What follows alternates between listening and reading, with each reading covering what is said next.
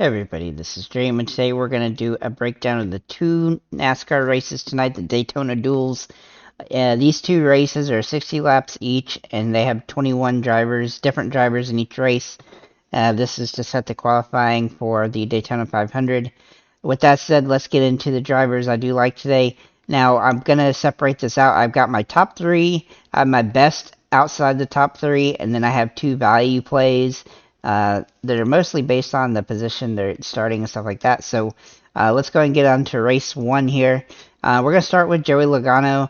He's been in the top 10 several times in the duels, and he has some really good finishes at these type of races. The shorter race does kind of benefit him, especially with his price point. But he does have some nice upside here, and he does start in third place, which definitely shows that he is fast in qualifying. So I expect him to have a good chance to win this. He does have the best history at super speedways, but he's solid. One thing I'll note about NASCAR is that where you start also does matter because you get more points if you come from the back to get to the front.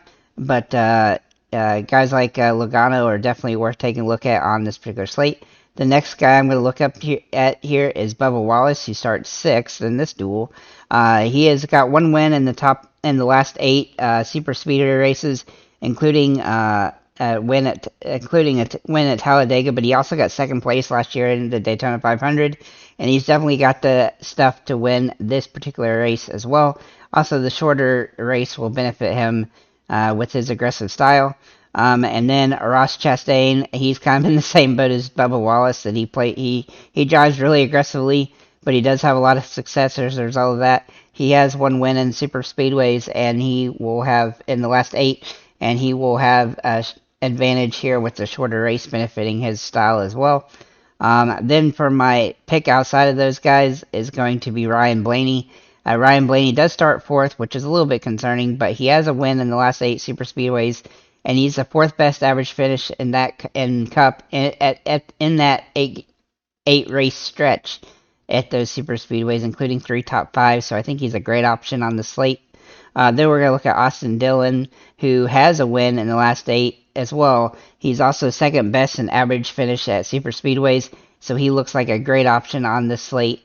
I think he's and he's starting in 17th, which gives him a lot of bonus if he can move up and challenge for a win here. And then Michael McDowell, he has some very nice history at super speedways, obviously winning the Daytona 500 a couple years ago.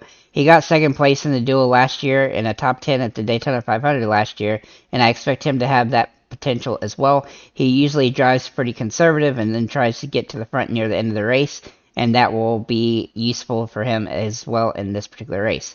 So with that said, let's go over and get to the second duel. And in the second duel, we're going to start with Chase Elliott. Now, Chase Elliott starts seventh, and he was in the top five in last year's duel, and he's in the top 10 in the Daytona 500. He's also had one win in the last eight Cup Super Speedway races, so I think he's in a really good spot. Even though he does start pretty high up, he's still pretty reasonable here. Then Kyle Busch, who actually starts fifth, he has also had a top five in last year's duel and placed sixth in the Daytona 500.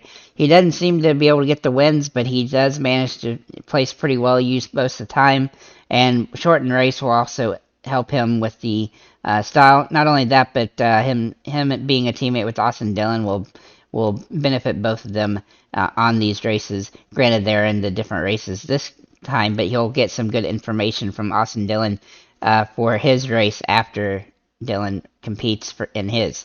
Then we're going to look at Brad Keselowski.